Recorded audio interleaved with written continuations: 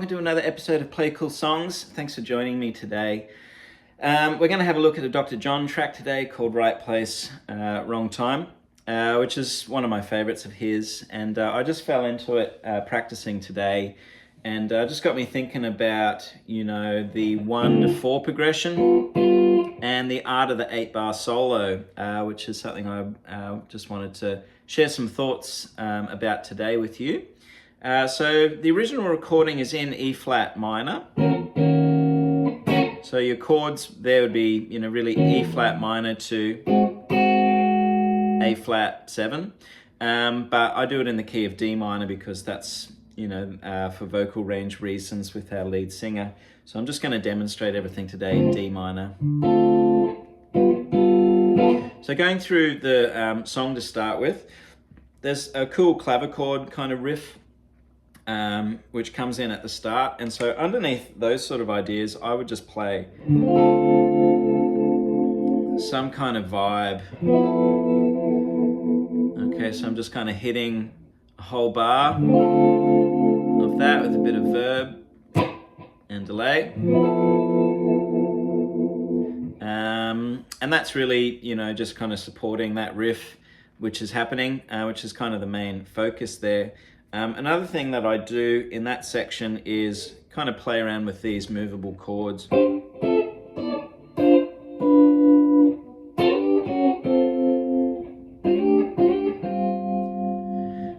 So I like these, 3 or 4 string chords, which are really just all coming out of D minor. So I've got D minor there, E minor, F, G, but these kind of voicings here, 12, 12, 13, 13, 10, 10, 10, 12, 9, 9, 10, 10.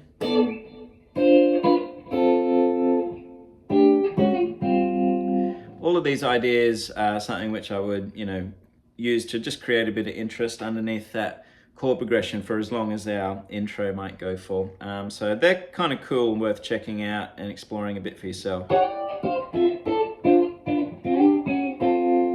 Right, getting into the verse, etc. I'm just trying to find a funky way to play through the 1 and 4, in this case D minor and G7.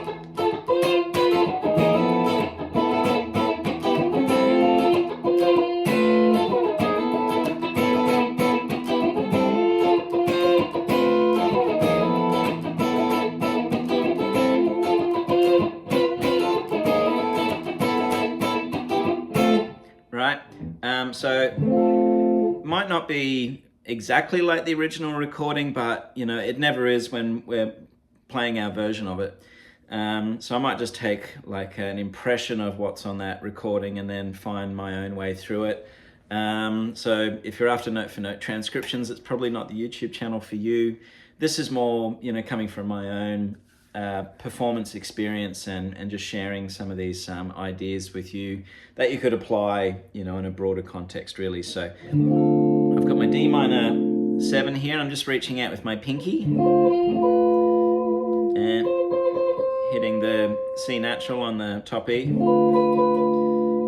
and then the B natural, and then sliding up into this G13 chord, which would be 3, 4, 5, 5, 3, 4, 5, 5. And then I just lift that pinky so that I've got that G note on the top there. So that's, my way through the verse progression. And I might throw in some of the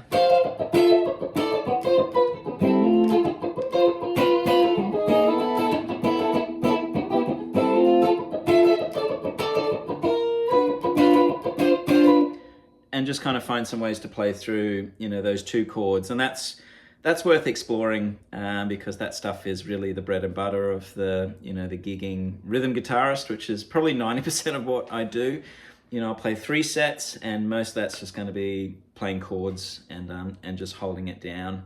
And then occasionally I'll get, my moment in the spotlight, so to speak. which is what I want to get to in today's lesson. Getting into the B section now, we kind of have these stabs.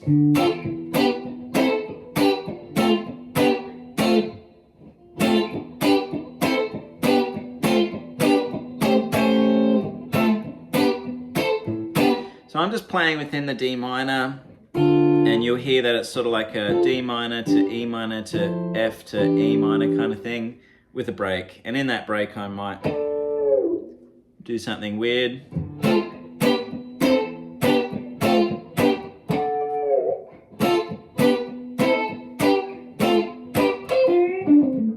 So, you know, if there's a space, someone's going to fill it. It's not always a great idea, but, you know, I'll find myself just having, you know, a little moment where I'll just insert a guitar noise, or someone else might, you know, and I just want to be aware of that so I'm not kind of stepping on it. And that's sort of your, you know, the telepathy that you might have with your bandmates there. Or maybe you don't play anything the first time around and get to it the second time. Yeah, that's something that you just sort of feel out on the spot. And then that's kind of it between the A and the B section. Going into the solo, there's a quirky 2/5 thing happening where we've got like an E major and an A major for a bar each. Well, it's really E7 and A7. So for me, getting into the solo, I just play arpeggios.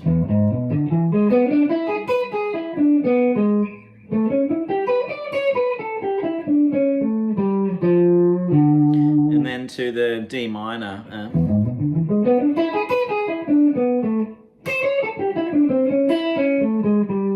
I just kind of find a line which sits within the E7 arpeggio.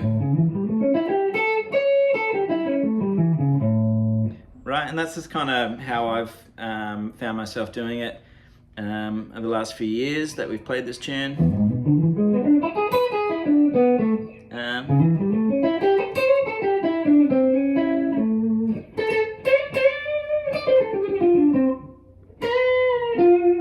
Right, so getting into the solo there now.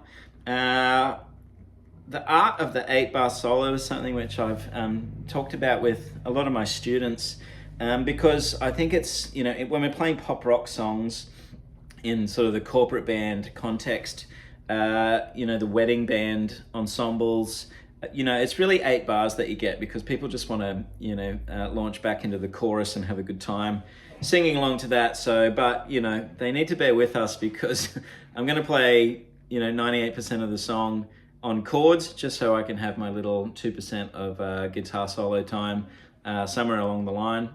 And for me, I think getting 8 bars right, being short, sweet, concise with our phrases, you know, when done properly, generates a lot of excitement for the listener. And I think it's a pretty cool skill set to have, because it applies just to, you know, songwriting, improvisation, you know, sort of capturing your ideas and presenting them in a succinct way. So, you know, the way that I've worked that into my lessons is kind of thinking about 8 bars as 4 phrases. So, you know, the danger with the guitarist is that I'm just going to play lots of notes and all my favorite licks the whole way through. And sometimes that's cool, but a lot of the time, in my experience, it's just too much information for the listener. And the bigger the venue, the more that gets lost, I think, between you and the back row.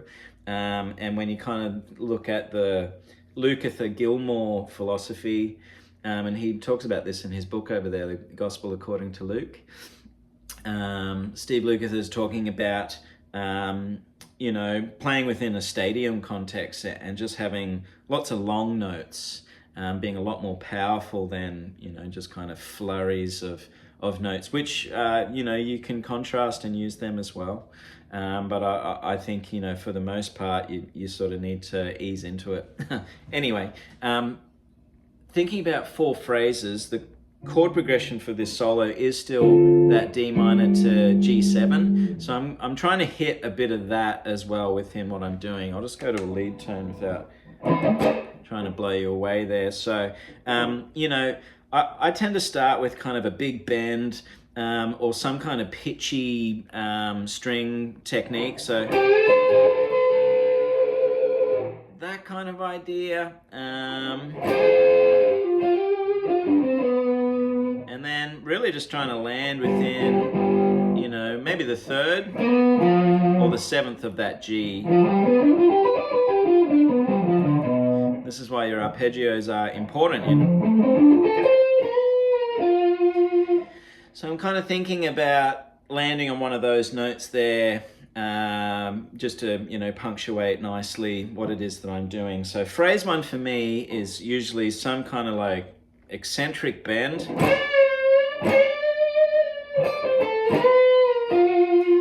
And that's my first phrase there. Or maybe it's something like...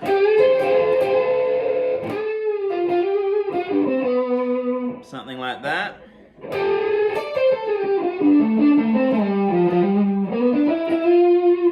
You know, it might just be something which is like a lick in D minor and then an arpeggio sort of idea on the G7.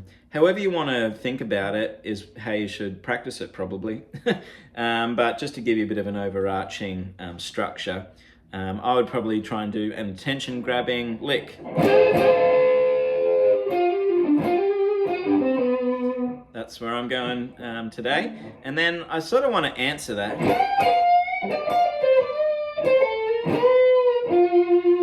So I'm getting that call and response sort of idea.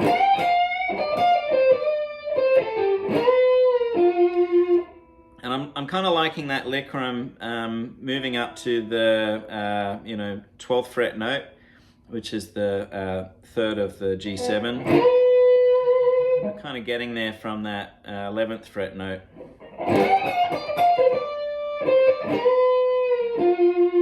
Because it just sounds cool. And then maybe I'm ascending a little bit more with this third fret.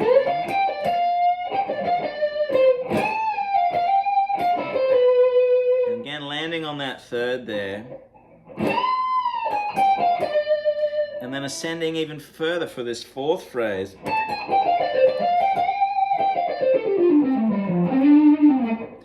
And then I'm out. And I'm back into, what is this? Right, so let me just try and play that through a little bit.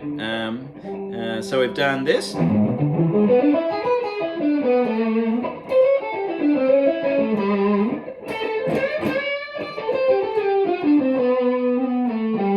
Whoop.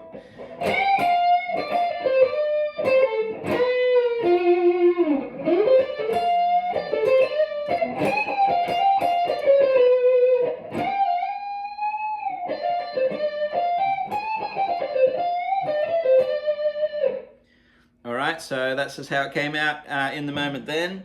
I might try and sort of create some excitement with like an ascending run as well. So I'll have another go at it.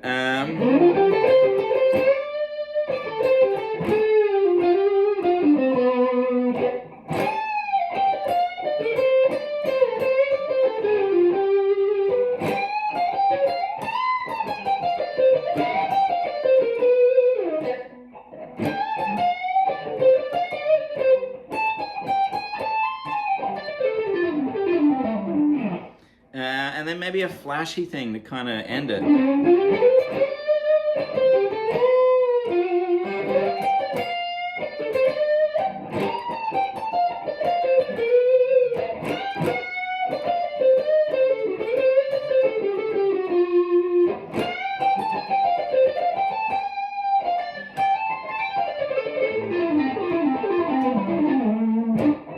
Okay, so art of the 8-bar solo, you know, I'm just trying to share some ideas here, not necessarily executing them flawlessly, but just to give you a bit of an idea, you know, phrase one, something to catch their attention, whatever that is to you.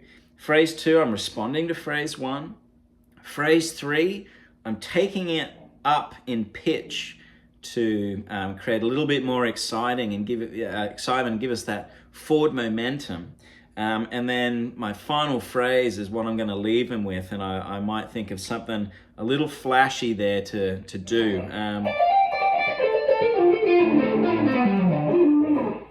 So that kind of idea is me really thinking about, I'm thinking about, you know, shape 3 and shape 4 of D minor up here.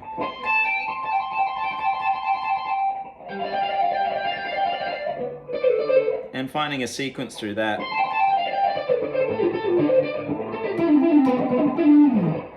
And that might be something, or maybe it's just like totally wanky.